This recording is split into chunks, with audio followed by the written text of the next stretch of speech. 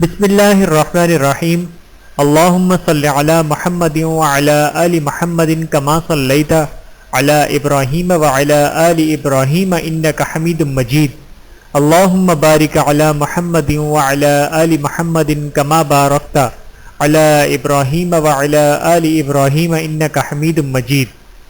بسم اللہ الرحمن الرحیم۔ عدی بن حاتم کا قبول اسلام۔ عدی اس حاتم تائی کے بیٹے ہیں جس کی سخاوت بہت مشہور اور ضرب المثل ہے۔ عدی کو پیارے رسول صلی اللہ علیہ وآلہ وسلم کے نام سے سخت نفرت تھی کیونکہ وہ عیسائی المذہب تھا اور اپنی قوم کا سردار تھا۔ اس مشہور سردار کے ایمان لانے کی تقریب یہ ہوئی کہ سن 9 ہجری میں یمن کے قبیلہ بنی تے نے بغاوت کی تھی۔ چونکہ قوم کی یہ بغاوت اپنے سردار عدی کے پشت پناہی میں تھی، اس لیے وہ گرفتاری سے بچنے کے لیے اپنے بیوی بچوں کو لے کر ملک شام بھاگ گیا۔ اس وقت اس علاقے کے حاکم اعلیٰ حضرت علی المرتضیٰ رضی اللہ تعالیٰ عنہ تھے۔ انہوں نے فسادیوں کو پکڑ کر مدینہ منورہ بھیج دیا تھا۔ ان قیدیوں میں حاتم تائی کی بیٹی یعنی عدی کی بہن بھی تھی۔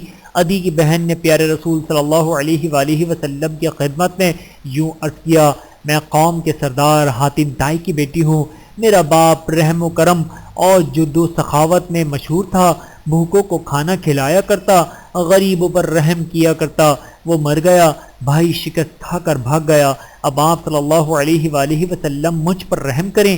پیارے رسول صلی اللہ علیہ وآلہ وسلم نے یہ سن کر فرمایا: تیرے باپ میں مومنوں جیسی صفات تھیں۔ اس کے بعد اسے اس کے متعلقین کے ساتھ چھوڑ دیا اور زیادہ راستے کا توشہ اور لباس بھی عنایت فرمایا۔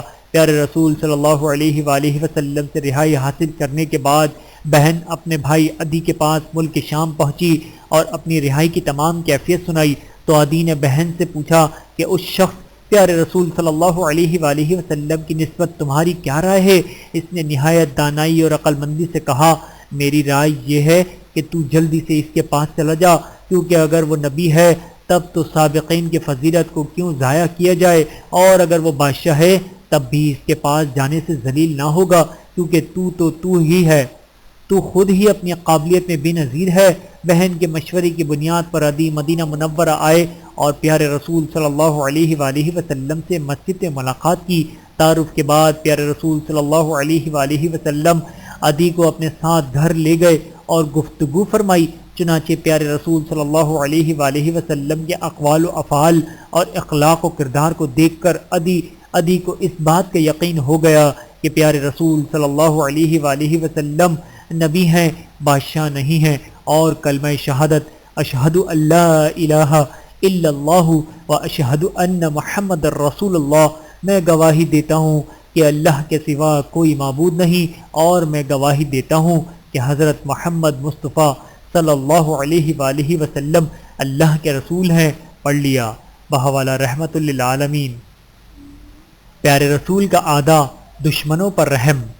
نمبر 1، مکے میں سخت قحط پڑا، یہاں تک کہ لوگوں نے مردار اور ہڈیاں بھی کھانی شروع کر دیں۔ ابو سفیان بن حرب ان دنوں غالی دشمن تھا۔ پیارے رسول صلی اللہ علیہ وآلہ وسلم کی خدمت میں آیا اور کہا: محمد صلی اللہ علیہ وآلہ وسلم، آپ تو لوگوں کو صلہ رحمی یعنی رشتہ داروں کے ساتھ حسن سلوک کی تعلیم دیا کرتے ہیں، دیکھیے آپ کی قوم ہلاک ہو رہی ہے، اللہ سے دعا کیجئے۔ پیارے رسول صلی اللہ علیہ وآلہ وسلم نے دعا فرمائی اور خوب بارش ہوئی۔ نمبر 2، حضرت ثمامہ بن اسال رضی اللہ تعالیٰ عنہ نے نجد سے مکہ جانے والا غلہ بند کر دیا، اس لیے کہ اہل مکہ پیارے رسول صلی اللہ علیہ وآلہ وسلم کے دشمن ہیں۔ پیارے رسول صلی اللہ علیہ وآلہ وسلم نے حضرت ثمامہ رضی اللہ تعالیٰ عنہ کو ایسا کرنے سے منع فرما دیا۔ نمبر 3، حدیبیہ کے میدان میں پیارے رسول صلی اللہ علیہ وآلہ وسلم مسلمانوں کے ساتھ نماز پڑھ رہے تھے۔ 70 یا 80 آدمی چپکے سے کوہ تنعیم سے اترے تاکہ مسلمانوں کو نماز پڑھتے ہوئے قتل کر دیں۔ یہ سب گرفتار ہو گئے اور پیارے رسول صلی اللہ علیہ وآلہ وسلم نے ان سب کو بغیر کسی فدیہ یا سزا کے آزاد فرما دیا۔ بحوالہ رحمت للعالمین۔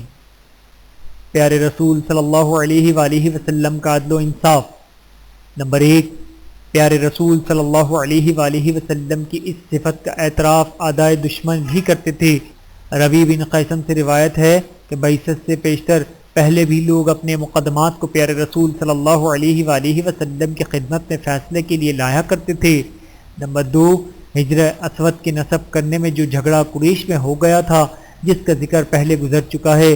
یہاں قابل ذکر بات یہ ہے کہ قرارداد یہ پاس ہوئی تھی کہ جو شخص صبح سب سے پہلے کعبے میں آئے وہی حکم قرار پائے۔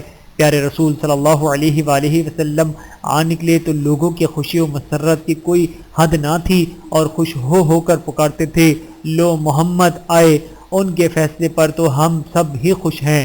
انصاف کا یقین ہو تو ایسا ہو کہ فیصلہ سننے سے پیشتر ہی ہر مخالف اس فیصلے پر رضامندی کا اظہار کرتا ہے۔ نمبر 3، فاطمہ نام کی ایک عورت چوری میں پکڑی گئی۔ اسامہ بن زید رضی اللہ تعالیٰ عنہ نے جن سے پیارے رسول صلی اللہ علیہ وآلہ وسلم نہایت محبت کیا کرتے تھے، بھولے پن سے اس کی سفارش کر دی۔ پیارے رسول صلی اللہ علیہ وآلہ وسلم ناخوش ہو گئے اور فرمایا کہ تم حدود الہی میں سفارش کرتے ہو، دیکھو اگر میری بیٹی فاطمہ رضی اللہ تعالیٰ عنہ بھی ایسا کرتی تو میں وہی فیصلہ کرتا جو اس کے لیے کروں گا۔ بہاوالہ رحمت للعالمین۔ پیارے رسول صلی اللہ علیہ وآلہ وسلم کا جود و کرم۔ نمبر 1، پیارے رسول صلی اللہ علیہ وآلہ وسلم سائل کو کبھی رد نہ فرماتے، زبان مبارک پر حرف انکار نہ لاتے، اگر کچھ بھی دینے کو پاس نہ ہوتا تو سائل سے عذر کرتے، گویا کہ کوئی شخص معافی چاہتا ہے۔ نمبر 2، پیارے رسول صلی اللہ علیہ وآلہ وسلم سے ایک شخص نے آ کر سوال کیا تو فرمایا کہ میرے پاس اس وقت کچھ نہیں ہے، تم میرے نام پر قرض لے لو، میں پھر اسے ادا کر دوں گا۔ حضرت عمر فاروق رضی اللہ تعالیٰ عنہ نے کہا کہ اللہ تعالیٰ نے آپ صلی اللہ علیہ وآلہ وسلم کو یہ تکلیف نہیں دی کہ قدرت سے بڑھ کر کام کریں۔ پیارے رسول صلی اللہ علیہ وآلہ وسلم خاموش رہ گئے۔ ایک انصاری نے پاس سے کہہ دیا، یا رسول اللہ صلی اللہ علیہ وآلہ وسلم جواب دیجئے، رب العرش مالک ہے، تنگ دستی کا کیا ڈر ہے؟ پیارے رسول صلی اللہ علیہ وآلہ وسلم ہنس پڑے، چہرہ مبارک پر خوشی کے آثار آشکار ظاہر ہو گئے۔ پیارے رسول صلی اللہ علیہ وآلہ وسلم نے فرمایا، ہاں مجھے یہی حکم ملا ہے۔ نمبر 3، ایک مرتبہ ایک سائل کو آدھا وسق غلہ قرض لے کر دلایا۔ قرض خواہ تقاضے کے لیے آیا، پیارے رسول صلی اللہ علیہ وآلہ وسلم نے فرمایا، اسے ایک وسق غلہ دے دو، آدھا قرض کا ہے اور آدھا ہماری طرف سے جو 2 سخا کا ہے۔ نمبر 4، پیارے رسول صلی اللہ علیہ وآلہ وسلم کا فرمایا کرتے، اگر کوئی شخص مقروض مر جائے اور مال باقی نہ چھوڑے تو ہم اسے ادا کریں گے، اور اگر کوئی مال چھوڑ کر مرے تو وہ وارثوں کا حق ہے۔ بحوالہ صحیح بخاری۔ پیارے رسول صلی اللہ علیہ وآلہ وسلم کی امانت داری۔ خانہ کعبہ کی خدمت قبل از اسلام بھی بڑی عزت کی بات سمجھی جاتی تھی، اور جو لوگ بیت اللہ کی کسی خاص خدمت کے لیے منتخب ہوتے تھے وہ پوری قوم میں معزز و ممتاز مانے جاتے تھے۔ اسی لیے بیت اللہ شریف کی متعدد خدمتیں مختلف لوگوں میں تقسیم کی جاتی تھیں۔ زمانہ جاہلیت سے ایام حج میں حجاج کرام کو زمزم کے پانی پلانے کی خدمت پیارے رسول صلی اللہ علیہ وآلہ وسلم کے چچا حضرت عباس رضی اللہ تعالیٰ عنہ کے سپرد تھی، اور بعض خدمت پیارے رسول صلی اللہ علیہ وآلہ وسلم کے دوسرے چچا ابو طالب کے سپرد تھی۔ اسی طرح بیت اللہ کی کنجی برادری رکھنا اور مقررہ ایام میں کھولنا اور بند کرنا عثمان بن طلحہ سے متعلق تھا۔ عثمان بن طلحہ کا اپنا بیان ہے کہ ہم زمانہ جاہلیت میں ہر پیر اور جمعرات کے روز بیت اللہ شریف کو کھولتے اور لوگ اس میں داخل ہونے کی سعادت حاصل کرتے تھے۔ ہجرت سے پہلے ایک روز پیارے رسول صلی اللہ علیہ وآلہ وسلم اپنے چند ساتھیوں کے ساتھ بیت اللہ شریف میں داخل ہونے کے لیے تشریف لائے۔ اس وقت تک عثمان بن طلحہ اسلام میں داخل نہیں ہوئے تھے۔ انہوں نے پیارے رسول صلی اللہ علیہ وآلہ وسلم کو اندر جانے سے روکا اور انتہائی ترشی دکھائی۔ پیارے رسول صلی اللہ علیہ وآلہ وسلم نے ان کے سخت کلمات کو برداشت کیا، پھر فرمایا، اے عثمان، تم ایک روز یہ بیت اللہ شریف کی کنجی میرے ہاتھ میں دیکھو گے، جبکہ اس وقت مجھے یہ اختیار ہوگا کہ یہ کنجی جس کو چاہوں سپرد کر دوں۔ عثمان بن طلحہ نے کہا کہ اگر ایسا ہوا تو قریش ہلاک اور ذلیل ہو جائیں گے۔ پیارے رسول صلی اللہ علیہ وآلہ وسلم نے فرمایا، نہیں، اس وقت قریش آباد اور عزت والے ہو جائیں گے۔ پیارے رسول صلی اللہ علیہ وآلہ وسلم یہ کہتے ہوئے بیت اللہ شریف کے اندر تشریف لے گئے۔ اس کے بعد جب میں نے اپنے دل کو ٹٹولا تو مجھے یقین ہو گیا کہ پیارے رسول صلی اللہ علیہ وآلہ وسلم نے جو کچھ بھی فرمایا ہے وہ ہو کر رہے گا۔ میں نے اسی وقت مسلمان ہونے کا ارادہ کر لیا، لیکن میری قوم کے لوگ مجھے سخت ملامت کرنے لگے، اس لیے میں اپنے ارادے کو پورا نہ کر سکا۔ جب مکہ فتح ہوا، جس کا ذکر آگے آئے گا، تو پیارے رسول صلی اللہ علیہ وآلہ وسلم نے مجھے بلایا اور بیت اللہ شریف کی کنجی طلب فرمائی، میں نے پیش کر دی۔ پیارے رسول صلی اللہ علیہ وآلہ وسلم بیت اللہ شریف میں داخل ہوئے اور نماز ادا کرنے کے بعد جب باہر تشریف لائے تو پھر کنجی مجھ کو واپس کرتے ہوئے فرمایا، لو اب یہ کنجی ہمیشہ تمہارے ہی خاندان کے پاس قیامت تک رہے گی، جو شخص تم سے یہ کنجی لے گا وہ شخص ظالم ہوگا۔ اسی کے ساتھ یہ ہدایت بھی فرمائی کہ بیت اللہ شریف کی اس خدمت کے صلے میں تمہیں جو مال مل جائے اس کو شرع قاعدے کے موافق استعمال کرو۔ عثمان بن طلحہ کہتے ہیں کہ جب میں کنجی لے کر خوشی خوشی چلنے لگا تو پیارے رسول صلی اللہ علیہ وآلہ وسلم نے پھر مجھے آواز دی اور فرمایا کہ عثمان، جو بات میں نے کہی تھی وہ پوری ہوئی یا نہیں؟ اب مجھے وہ بات یاد آ گئی جو پیارے رسول صلی اللہ علیہ وآلہ وسلم نے ہجرت سے پہلے فرمائی تھی، ایک روز تم یہ کنجی میرے ہاتھ میں دیکھو گے۔ میں نے عرض کیا کہ بے شک آپ صلی اللہ علیہ وآلہ وسلم کا ارشاد پورا ہوا اور اس وقت میں کلمہ پڑھ کر مسلمان ہو گیا۔ حضرت عمر فاروق رضی اللہ تعالیٰ عنہ فرماتے ہیں کہ اس روز جب پیارے رسول صلی اللہ علیہ وآلہ وسلم بیت اللہ شریف سے باہر تشریف لائے تو یہ آیت پیارے رسول صلی اللہ علیہ وآلہ وسلم کی زبان مبارک پر تھی، ان اللہ یأمرکم ان تؤدوا الامانات الی اہلہا۔ ترجمہ، بے شک اللہ تعالیٰ تم کو حکم دیتا ہے کہ امانت کو امانت دار تک پہنچاؤ۔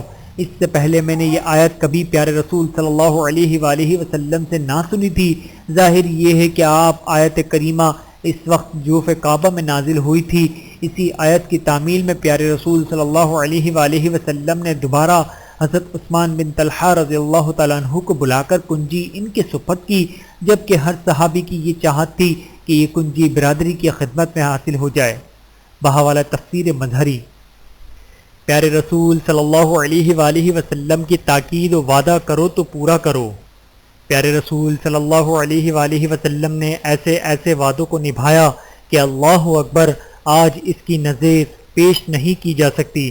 حضرت حذیفہ بن یمان رضی اللہ تعالیٰ عنہ پیارے رسول صلی اللہ علیہ وآلہ وسلم کے رازدار اور ایک مشہور صحابی ہیں، جن میں جب حضرت حذیفہ رضی اللہ تعالیٰ عنہ اور ان کے والد حضرت یمان رضی اللہ تعالیٰ عنہ مسلمان ہوئے تو مسلمان ہونے کے بعد پیارے رسول صلی اللہ علیہ وآلہ وسلم کی خدمت میں مدینہ طیبہ آ رہے تھے۔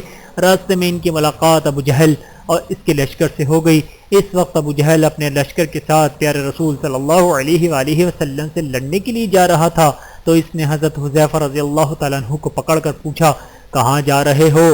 انہوں نے بتایا کہ ہم پیارے رسول صلی اللہ علیہ وآلہ وسلم کی خدمت اقدس میں مدینہ منورہ جا رہے ہیں۔ ابو جہل نے کہا، پھر تو ہم تمہیں نہیں چھوڑیں گے، اس لیے کہ تم مدینہ جا کر ہمارے خلاف جنگ میں حصہ لوگے۔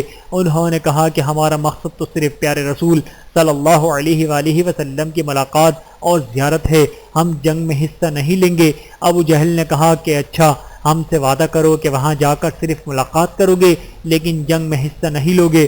انہوں نے وعدہ کر لیا، چنانچہ ابو جہل نے ان کو چھوڑ دیا۔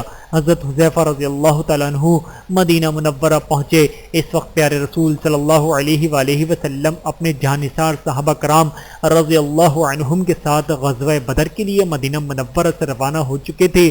جب راستے میں پیارے رسول صلی اللہ علیہ وآلہ وسلم سے آپ رضی اللہ تعالیٰ عنہ کی ملاقات ہوئی تو سارا قصہ سنا دیا کہ اس طرح ابو جہل نے ہمیں پکڑ لیا تھا اور ہم نے یہ وعدہ کر کے بمشکل جان چھڑائی کہ ہم لڑائی میں حصہ نہیں لیں گے۔ پھر درخواست کی کہ یا رسول اللہ صلی اللہ علیہ وآلہ وسلم، یہ بدر کا معرکہ ہونے والا ہے، آپ صلی اللہ علیہ وآلہ وسلم اس میں تشریف لے جا رہے ہیں، ہماری بڑی خواہش ہے کہ ہم بھی اس میں شریک ہو جائیں۔ اور جہاں تک اس وعدے کا تعلق ہے تو انہوں نے ہماری گردن پر تلوار رکھ کر ہم سے یہ وعدہ لیا تھا کہ ہم جنگ میں حصہ نہیں لیں گے، اور اگر ہم وعدہ نہ کرتے تو وہ ہمیں نہ چھوڑتے، اس لیے ہم نے وعدہ کر لیا، بس آپ ہمیں اجازت دے دیں۔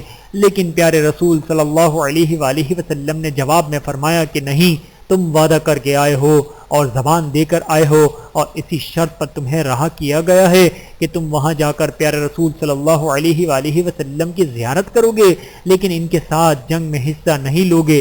اس لیے میں تم کو جنگ کے حصہ لینے کی اجازت نہیں دیتا۔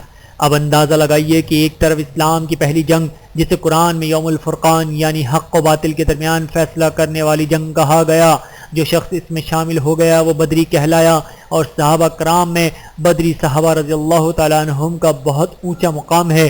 پیارے رسول صلی اللہ علیہ وآلہ وسلم نے یہ پیشن گوئی فرما دی کہ اللہ تعالیٰ نے سارے اہل بدر کی جنہوں نے بدر کی لڑائی میں حصہ لیا بخشش فرما دی، تو دوسری طرف کفر کا مقابلہ کرنا ہے۔ مسلمانوں کے لشکر میں صرف 313 نہتے افراد، تو مد مقابل لشکر میں 1000 مسلح سورماؤں کا جمع غفیر۔ یہ وہ موقع ہے جہاں ایک ایک آدمی کی بڑی ضرورت اور اس کی جان بہت زیادہ قیمتی ہوتی ہے، لیکن پیارے رسول صلی اللہ علیہ وآلہ وسلم نے خود فرمایا کہ جو بات کہہ دی گئی ہے اور جو وعدہ کر لیا گیا ہے اس وعدے کے خلاف ورزی نہیں ہوگی۔ ویڈیو دیکھنے کا بہت شکریہ۔ مزید ویڈیوز دیکھنے کے لیے ہمارے چینل کو سبسکرائب کریں۔ اگر ویڈیو پسند آئے تو لائک کریں۔ اچھی بات کو دوسروں تک پہنچانا صدقہ جاریہ ہے۔ جزاکم اللہ خیرا کثیرا۔ اپنا اور اپنے پیاروں کا بہت زیادہ خیال رکھیے گا اور مجھے دعاؤں میں یاد رکھیے گا۔ Take care. اللہ حافظ۔